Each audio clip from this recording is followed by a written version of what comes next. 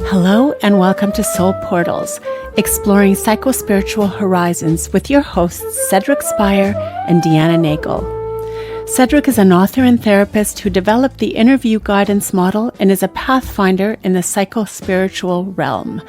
Deanna created the Essential Soul Care model, a model suitable for therapists, coaches, and healers. The monthly episodes of Soul Portals feature guests sharing insights from their personal paths and professional practices. Thank you for tuning in for the Soul Talk with all kinds of trailblazing teachers and guides as Cedric, Deanna, and guests explore new evolutionary landscapes.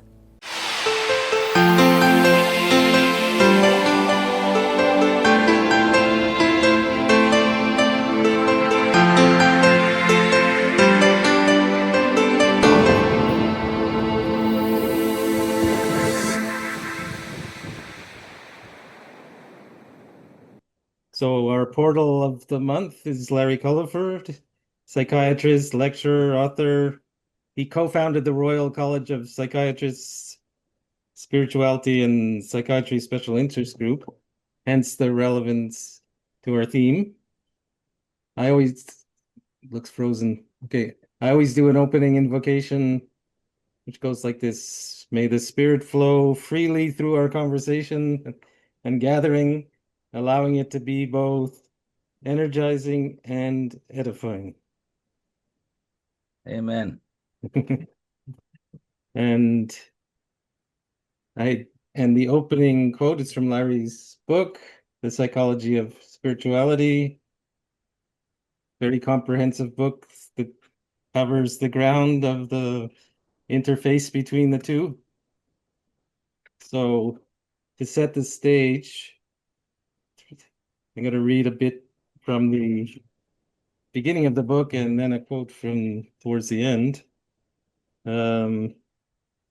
Because spiritual growth is developmental like everything else. The spontaneous awakenings and the conversions on the road to Damascus, like St. Paul, like get a lot of attention.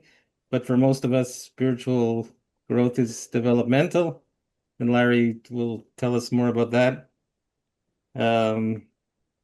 So Fowler has these 6 stages of faith that Larry, nutshelled as the egocentric stage, the conditioned one, the conformist, the individuated or individual, integration, and then teaching and healing stage. So we can delve into those and answer any questions you have. Universal. I went on to change that the universal stage, the last one. Okay. Okay, so this was a bit outdated.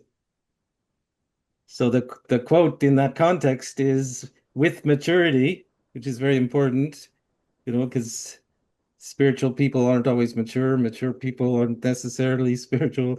With maturity, passing through the 6 stages of faith, aspects of the false self, the everyday ego, gradually diminish to reveal and release from domination the true spiritual self, the soul, seamlessly linked and attuned to the divine. Hearts, heads, and hands, free of the encumbrances of attachment and aversion, are no longer inhibited or in conflict. The caring and cared for need and depend on each other. This is a goal to envision, a poetic vision of human togetherness with self, others, nature, and the totality of existence. So that's the grand vision, Larry. Well, that's how it is, actually. Yeah. We are interbeings, as Thich Nhat Hanh used to say. Yeah. And your own faith is Christian, but you've studied and integrated a lot from other traditions. Yes. I think of myself as a wisdom seeker. So I haven't got a fixed position, but it's undeniable that Christianity has been the main theme of my spiritual journey. Buddhism has been also very powerfully an influence since I was fortunate enough to sit at the feet of a Tibetan Lama in the early 1980s, and also to learn about Tibet, what you might call Tibetan psychology, which is a spiritual psychology.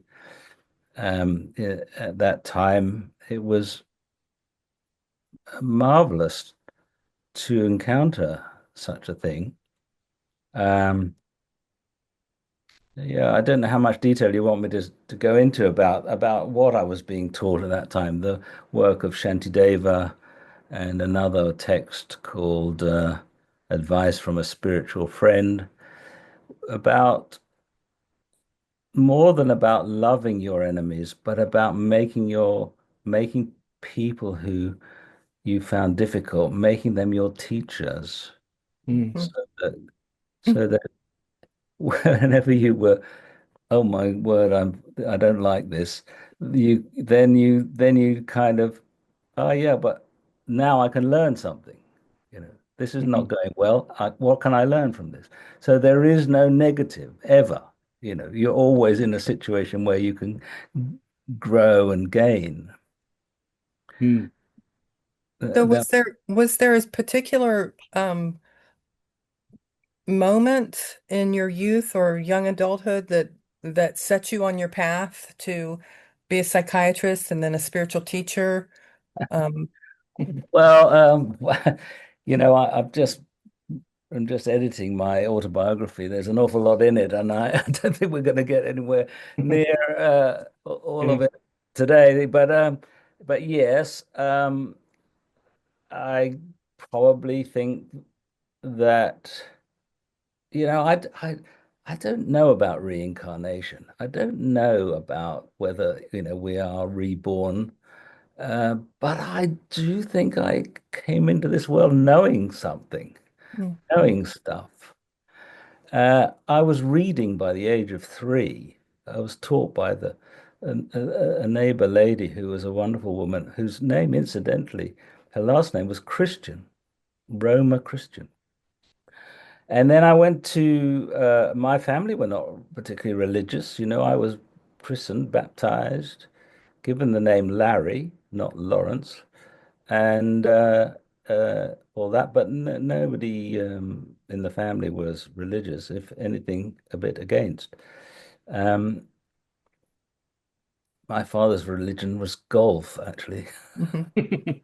which is still a bit of an obsession of mine, or an addiction, you could say. I see Martin is there. Uh, You'll remember a nice game we had a year or so ago.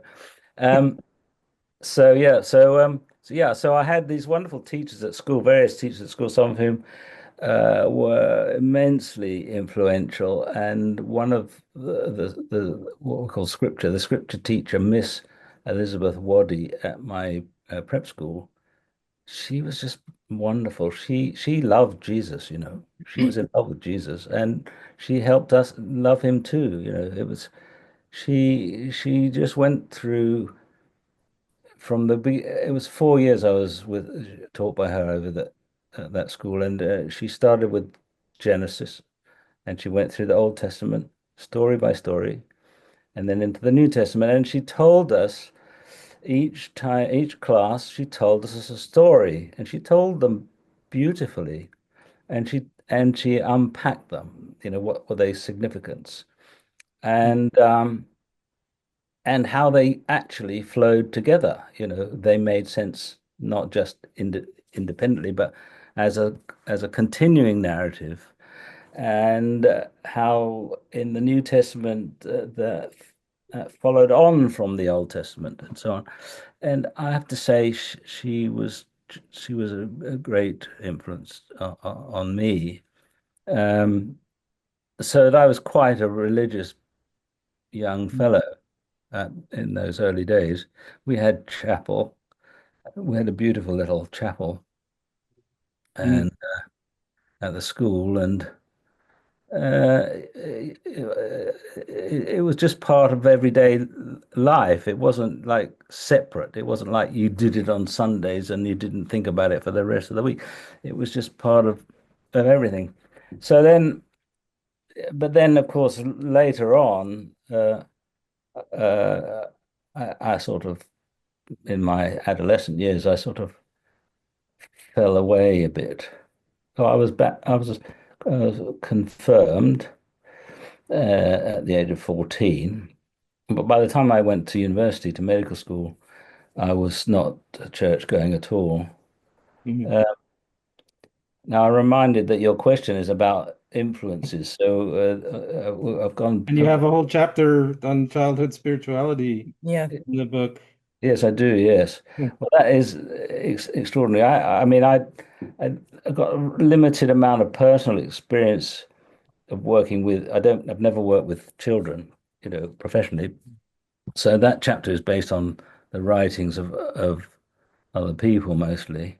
But childhood spirituality, well, I mean, what it seems to be is that children are intrinsically spiritual or spiritually aware, and then something happens and they become worldly, Right. and it goes underground. It doesn't go, it goes dormant. It doesn't go dead. Well, it might in a few, but and then so it's a question of whether it gets reawakened somehow uh, Mhm. in later life.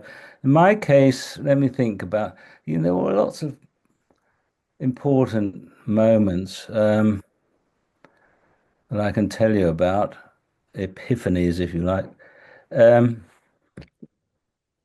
let's see which ones I'm going to tell.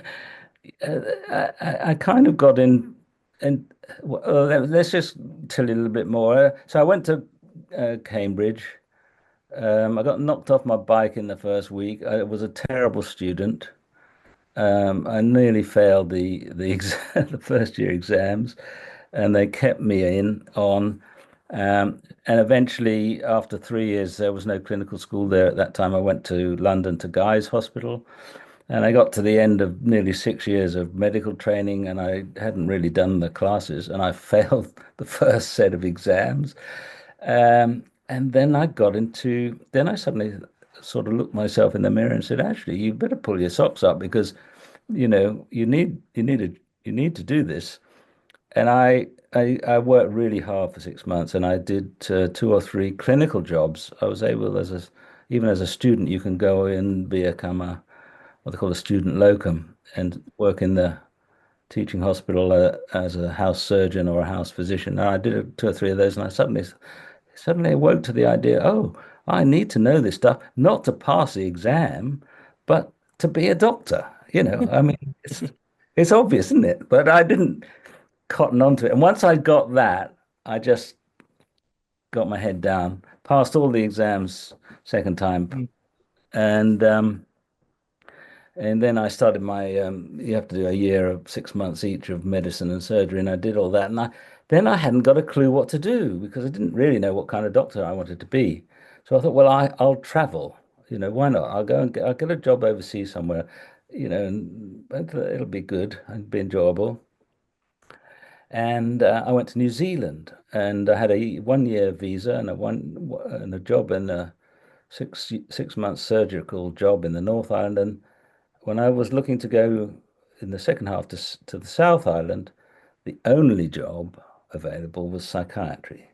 Uh-huh. So I thought, well, that'll be useful, whatever doctoring I do, it'll be useful. So I went and did that, but it was a training post, and I just the most marvelous training. Mhm. Um, and from there, when my visa ran out, I got an Australian visa. Went and had a resident permit for Australia. Went and lived in Australia. I The first job I did, I took over for 2 months a single-handed general practice in Tasmania, age of 26. Kind of to, took on a bit of responsibility. Then I went up to Sydney where I knew some people, and I worked as a GP all over Sydney for about a year. Mhm. And then again, I had a sort of moment of, oh, what am I doing? I'm having a wonderful life, enjoying myself, but this is not a career. What am I going to do? And to cut a long story short, I went to Adelaide and started or continued training as a psychiatrist. Can you give us an update on how spirituality is being received in psychiatry these days? Like Right. the Well, you well, right. Okay, right. So back in so you mentioned earlier that I had been one of the 6 co-founders of the Spirituality and Psychiatry Special Interest Group. Well, at that time we were rather furtive. We actually had no uh we were actually quite nervous really about popping our heads up above the parapet and even calling ourselves, the spirituality group. Um, and you had to get 120 signatures of members of the college signing up for the group before you could become a group.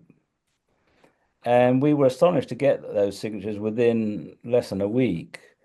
And within quite a short space of time, we had several thousand members.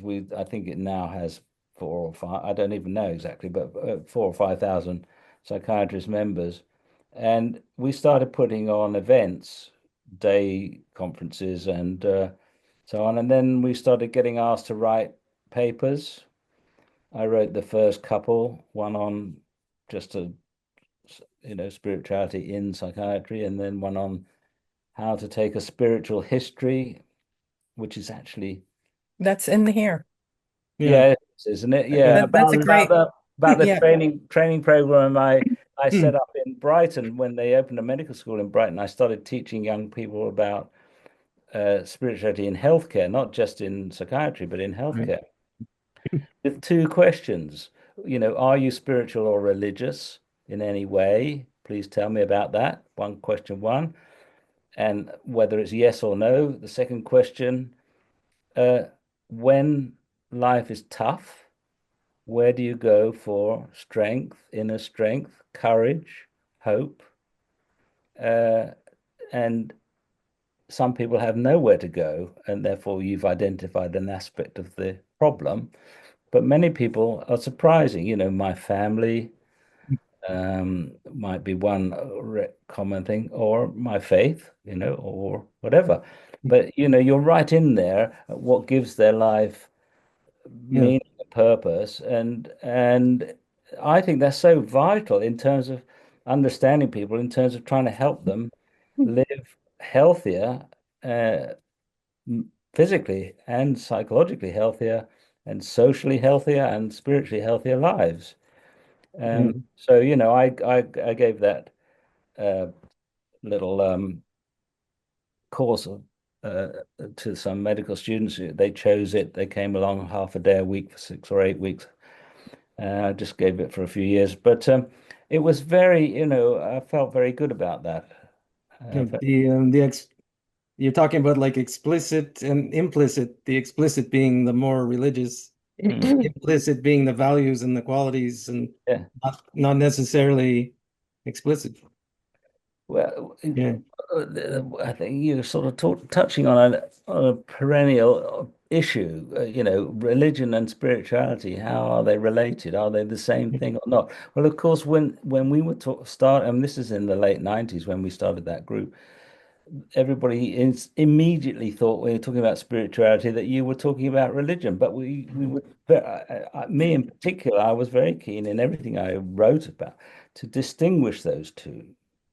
Um, and suggest that whether a person is or isn't religious, there was a spiritual dimension that they to their lives that they could access, if you like. Yeah, There's a it's woven. spiritual, Yeah. there is a spiritual dimension to human experience and understanding. Now that's a kind of a dodge to avoid people who accuse you of Right. saying that that spirituality is a reality.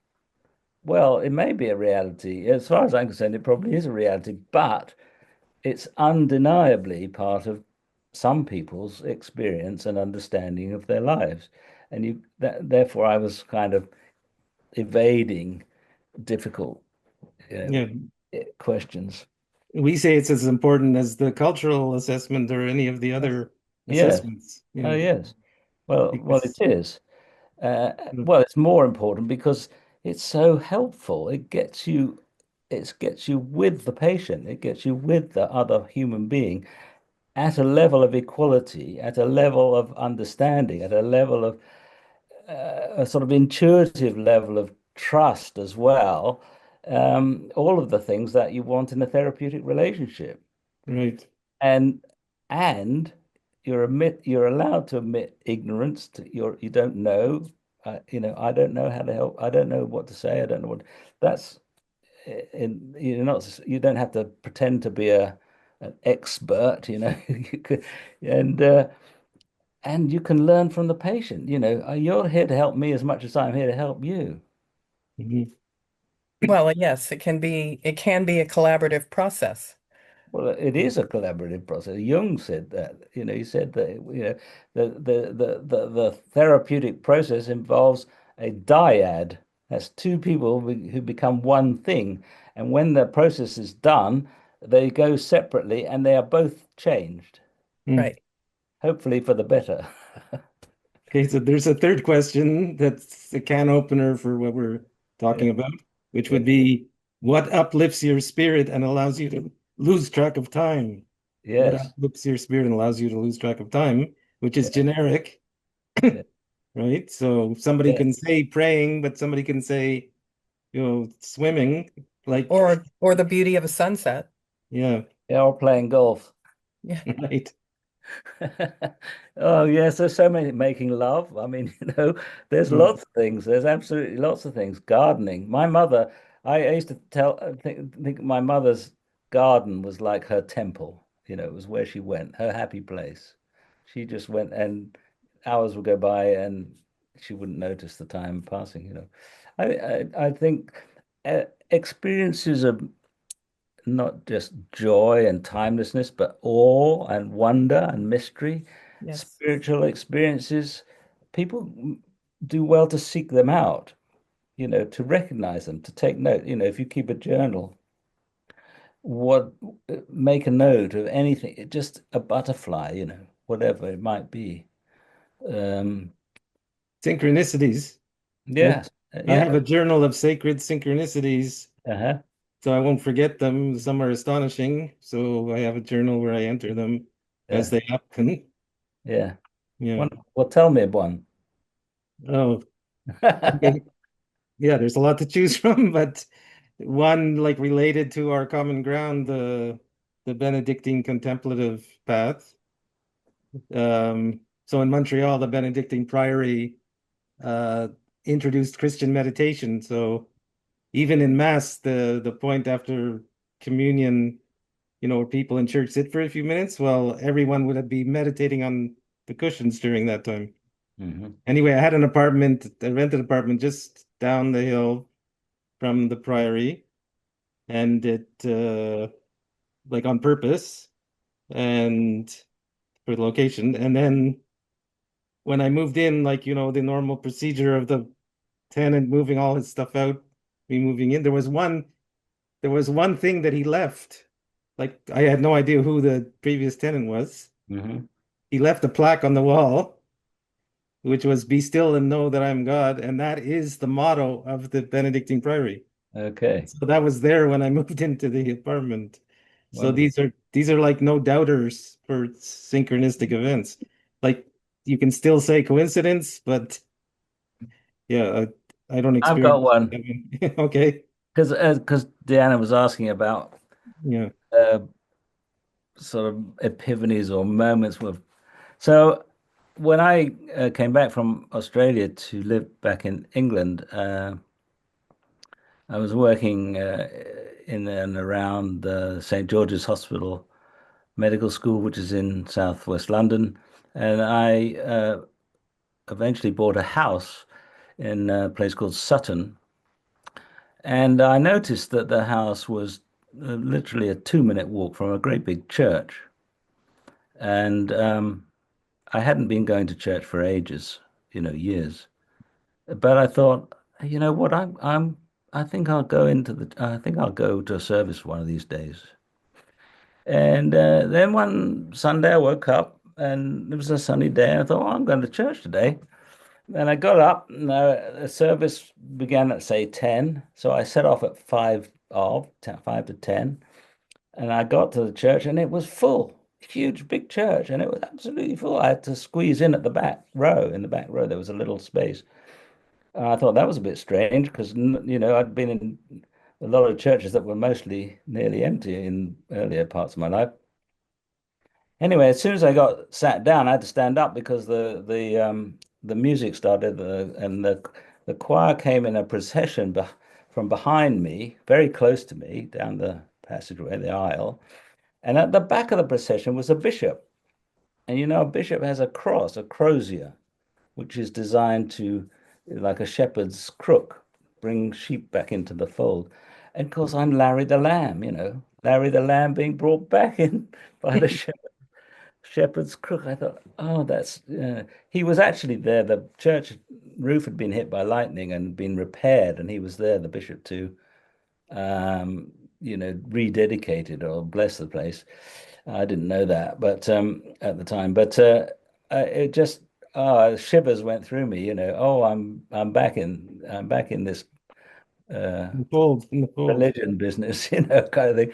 And although I didn't continue visiting that church, moved away to where I live now, and started attending the church here, of course. And it's been a big part of my life since then. So. But there Well, There's a I'm comment I'm a at the end. big fan of synchronicity, and we have somebody in the chat that says, "Love this talk of synchronicity. One thing I like to think when people use the word coincidence to dispel the magic is that coincidence only means to coincide, two incidents occurring at the same time." Yes. Yeah. So, yeah.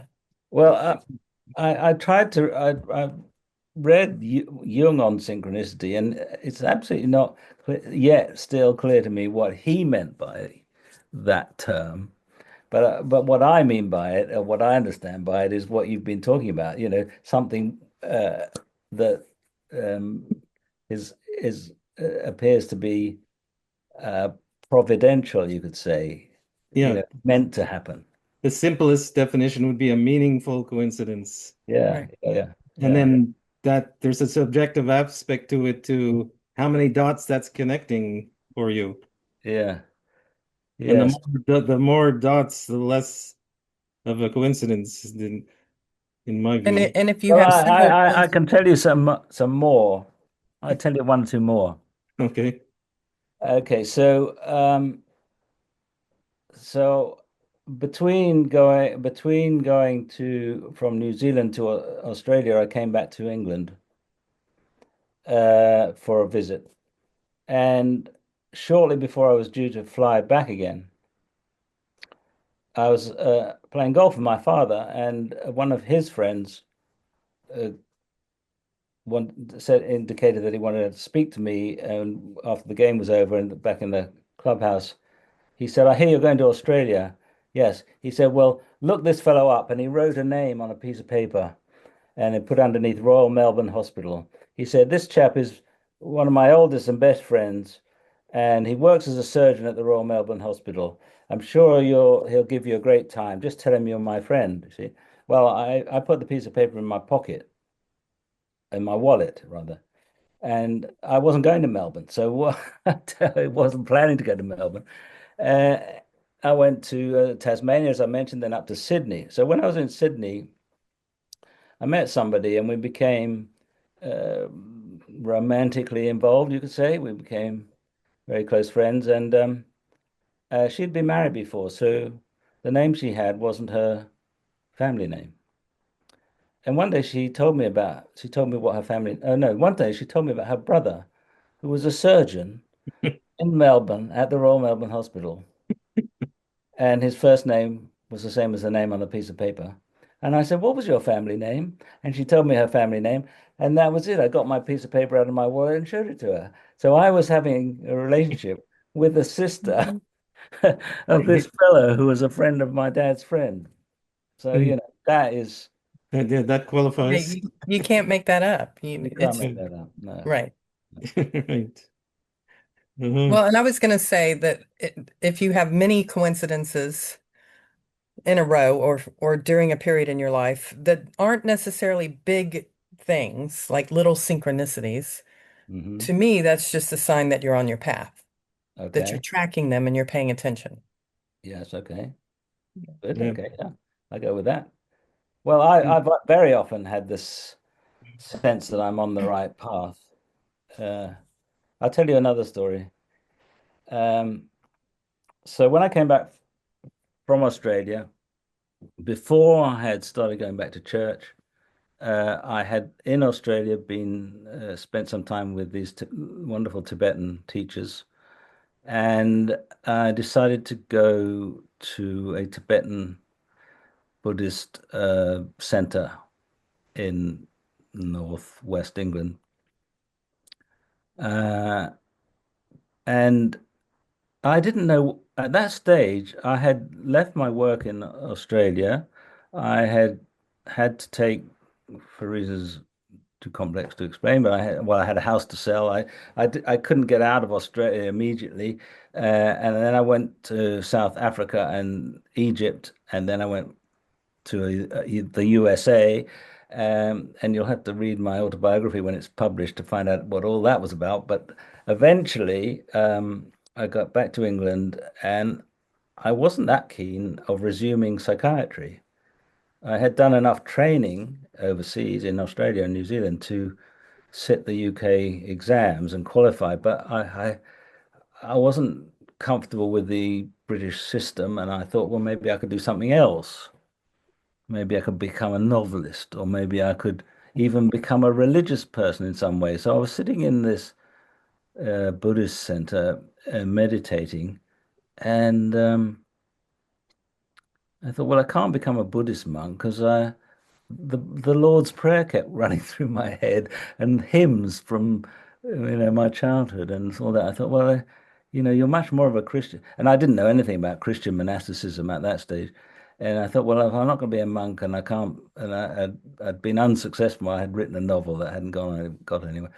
So what am I going to do? So I went down to it was on the banks of Morecambe Bay, a rather lovely spot, and there was a bench there, and I sat in meditation, and I disappeared. I went into that state of meditation where you kind of lose track of yourself and time and everything else. But when I came out of it, I was being spoken to silently, but aloud. Well, I don't know, inside my head, outside my head. It was as if a voice, still a mystery. But because I was being addressed, it wasn't me. Mhm. And And you didn't prescribe yourself Haldol. the voice said this: "You are a psychiatrist, Larry. That's what you have trained to be. Go and do that." And so that's what I went and did. It was, oh, thank you, thank you, God, or thank you, the universe, for making it so clear. And I drove back to London. I looked up the job vacancies, and there I knew was the one I was going to get because it was a training job, and I needed to do 6 months training in the British system to sit and pass the British psychiatry qualifications, and that's what I did. And I still can't tell you what happened, and I Mhm. certainly, if I had gone and told anyone about it, they might have prescribed, you're nuts, go and take some of this medication. But happily, it all worked out. Yeah, since you mentioned meditation, and in the book there's a section on skills and practices. Yes. Could you talk a little more about Yes. that? Yes, yes, yes. I set up a website a few years ago with a couple of others, but they've dropped back now. But it's called the World Wide Wave of Wisdom, www.ow.net. And it, in simple terms, makes recommendations about how to make progress on on the spiritual path, if you like, or on the path to mental health and well-being, however you might, spiritual maturity and wisdom, whatever. So it suggests 5 wisdom exercises or spiritual practices. Or so the first is quiet time each day for reflection, meditation, or prayer. Second, regular study of wisdom material such as scripture, philosophy, science, literature, and poetry. Thirdly, fellowship, establishing and maintaining multiple goodwill relationships. Fourth, frequent acts of kindness and service to others. And fifth, engaging with nature on a regular and meaningful basis. And probably sixth would be looking after your physical health as well. Mm-hmm. So I think if you put to, I mean, most people do. If it, well, let's say this: it's advisable to take an inventory of what you're already doing, because most people are doing something to develop their spiritual element of aspect of their lives, and possibly even without recognizing it. Like I say, my mum was doing her gardening in her temple, but she probably wouldn't have, particularly wanted to think of it as doing a spiritual exercise or spiritual practice. But, you know, but anyway, so many people, walking the dog, jogging, singing in a choir. There are so many ways in which people benefit their spirit, their souls. Uh, uh, but there are ways you can consciously choose to develop that and add to that by adding in something that maybe you haven't done. Start volunteering or learning to play a musical instrument. I started learning to play the classical guitar at the age of 65. I have to tell you, it's very difficult, but it's also very rewarding and So, hopefully keep my little grey cells active. So yeah, so I talk about a personal development plan or a some form of spiritual program, development program, uh, involving ideally all five of those that I've read out there. could you say something about the meditation contemplative practice? What you do, and Yeah, what in, I do now and have done for 2 or 3 years is to sit for 30 minutes in silence, stillness. I use you could call it a mantra. So a mantra is a short phrase or prayer or part of a prayer, some sacred, something to focus you on the sacred. I just use the beginning of the Lord's Prayer. I just repeat silently, Our Father. And at the end of my sit, I say the Lord's Prayer. So that's but there's also, I was trained by the Buddha Tibetans in mindfulness of breathing, the in breath and the out breath. But just anything that gives you a focus for your mind to allow it to become still. And of course, when you do it every day, and you've done it, well, I haven't done it every day for 40 years, but I've been doing it regularly for over 40 years, and it becomes an automatic, not an automatic, but don't want to suggest that but it becomes a familiar practice. And I only have to sit and, I'm there, I'm with it, and take a breath, and, I'm just like that. Mhm. And it's calming, and then what happens? Well, all kinds of thoughts, emotions, impulses arise, and sometimes I think, oh, that's a good idea. I'm just trying to remember that, or something. Especially if I'm busy with like a book chapter or something, I get some good ideas, and sometimes, but you just let them go because you can be confident that if they are that good, they'll come back again. Right. Yeah, that makes sense. And But then it doesn't. It doesn't. I was last week. I was a guest on a radio program called Voice of Islam Radio, their breakfast show. And I've been on that program a few times, and the topic last week was the Muslims' practice of praying 5 times a day. And they were kind of asking about the psychology, etc. So, but it strikes me that praying 5 times a day is a wonderful thing to do. Just doing anything to stop, worldly activity and pay attention to the sacred, even for a very short period of time, must be beneficial, and not only to you, but to everyone else around you. But one of the other people on the program made a very valid point, which is that you can't just do it in a perfunctory way. You've got to really be present. You've got to, as I understand it, then you prostrate yourself, and therefore you take up a humble posture. Humility being one of the what I would call spiritual values that seems to be rather neglected in our contemporary Western go-getting society. Right. So you take up an attitude of humility and presence.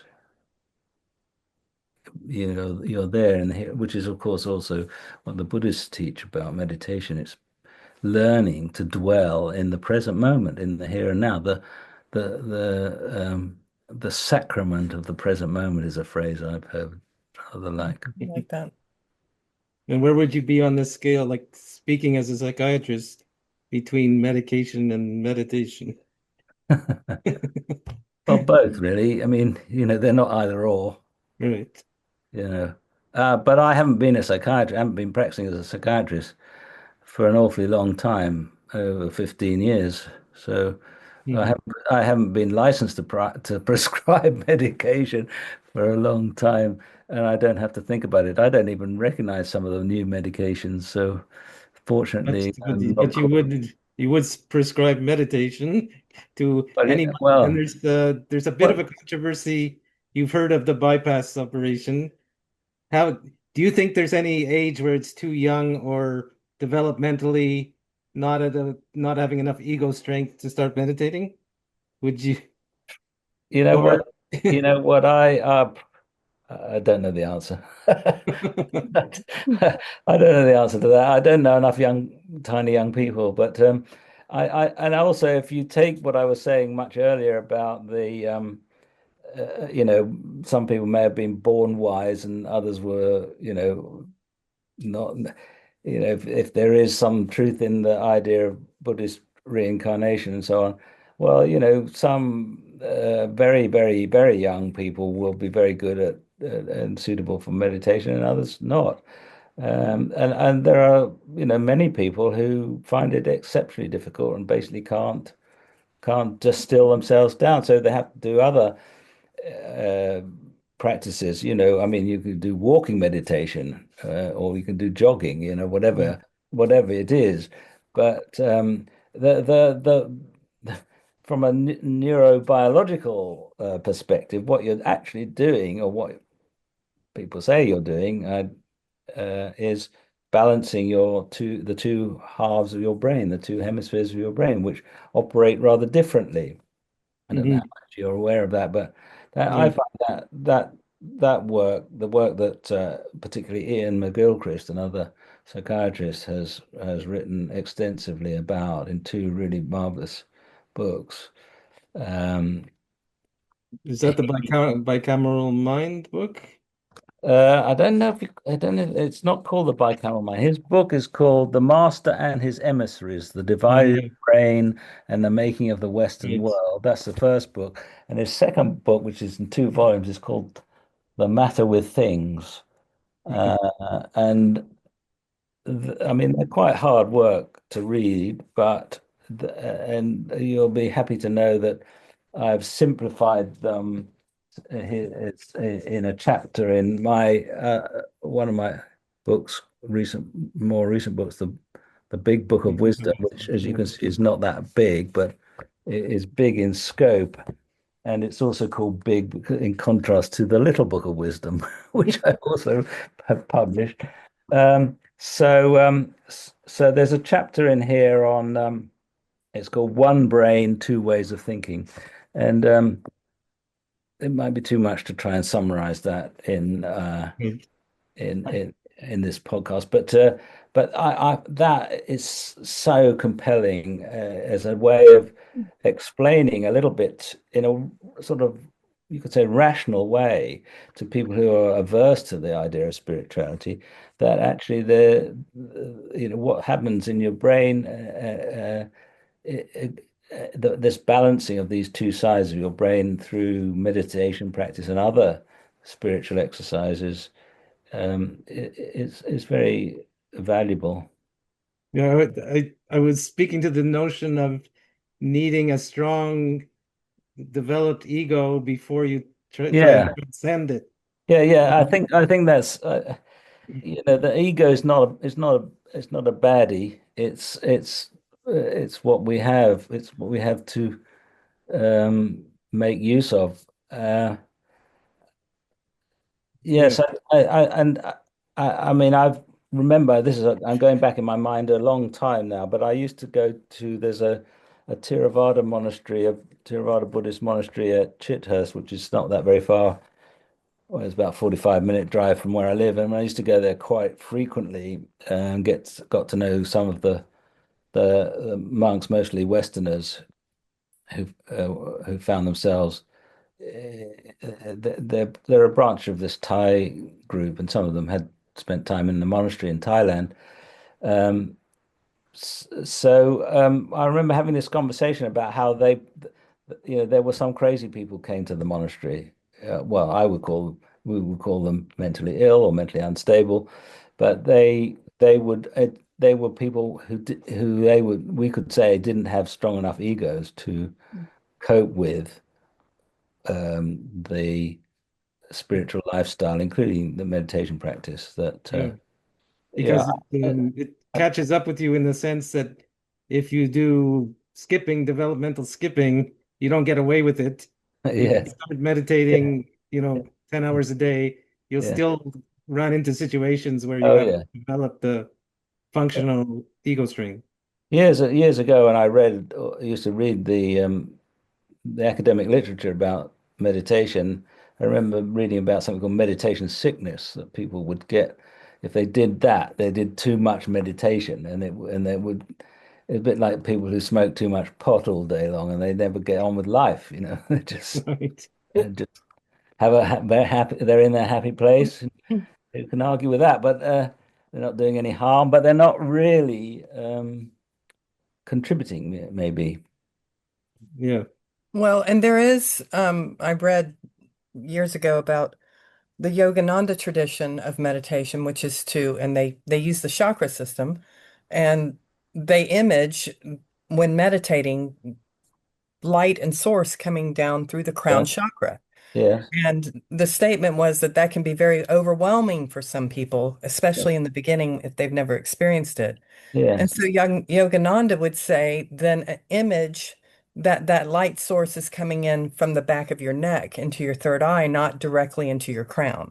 Right. So I think the idea that meditation can be overwhelming is universal. That's sort of It's what I, certainly a good idea to have a teacher who yeah. knows what they're doing.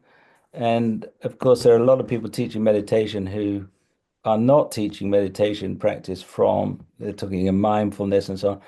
And their goal is what they call well-being, which is perfectly wonderful. And I'm very happy about it, but it doesn't have the spiritual depth that the kind of Tibetan teachers, the lamas and so on, that I was lucky enough to have, or the other monastery I was talking about, or people from the World Community for Christian Meditation and so on. They don't make a link to a spiritual dimension, and I think that's so well.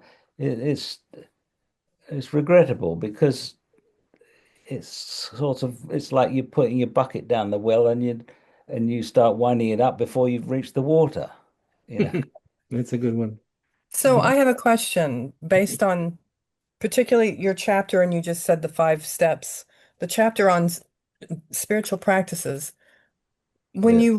you come across somebody, and you alluded to this, but you come across somebody who's actually doing all of that, but they don't necessarily frame it in any sort of spiritual sense.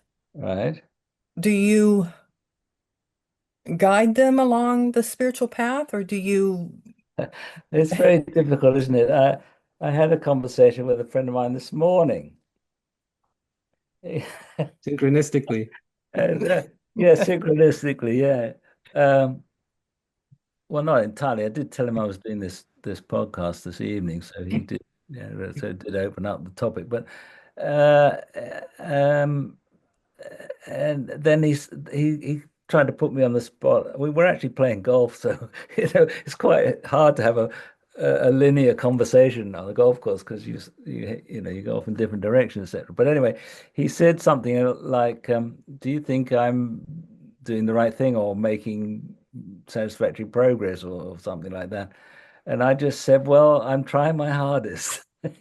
Indicating that I've known him for a long time, and I've probably been giving little nudges, here and there. But unless somebody, I don't formally teach. I don't have pupils or I don't mentor people.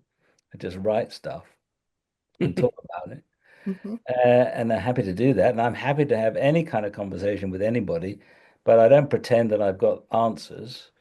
If I say something that somebody finds helpful, that's great. That's absolutely wonderful. But I can't. Uh, so I forgot what your question was. Exactly. So for example, I've come across client students over the years that don't necessarily name what they're doing as spiritual, though I Oh yeah. might name it that way, Okay. but they may Yeah. be coming from an existential or a Right. philosophical background. Well, I I am very respectful of where people think they are, how they frame it. You know, but most people will know that I talk about and write about spirituality and wisdom and so on. So it might come up, but I wouldn't wish to say to somebody, uh, particularly, you see, uh, I think God does it. I don't have to tell people stuff, you know. I mean, yeah, it's pe- Mhm. everything happen. This is the wonderful thing about the right side of the silent right side of our brain. It's intuitive, and it fits in with the notion of kairos as against chronos. Chronos is clock time. Kairos is God's time. Right. To everything there is a season. Things happen when they must. Synchronicities are all part of that. And I don't know whether this person, this hypothetical person, is actually ripe and ready to pop, or they've still got a mountain to climb. I don't know that. All I can say is, well, that's go that way. Or if you want my advice, that might be quite helpful if you do that. But but they're in God's hands, not mine, really. Or Right. or if they don't like me saying things like that, okay, the universe will talk to you, Yeah. because wonderfully, scientists of the so-called Galileo Commission in particular, and there is a report, if you go to the Galileo Commission website, they have a report on the idea that our brains do not cause consciousness. Our brains are receivers, processors, and transmitters of information, but the universe itself is the source of consciousness or is conscious. And that's really a relief, actually, because it's like when I was sitting in meditation, it's like, oh, my antennae are open, Well, what's the universe going to transmit to me today that I wasn't expecting? Some intuition might come through. Sometimes it doesn't, and you just sit there and it's been boring for half an hour, or if not boring, then at least uneventful. But sometimes, important changes happen, epiphanies happen, and this, I assume, can happen to everybody. And you just need to sort of help stimulate the opportunity to open up, to be open Mm.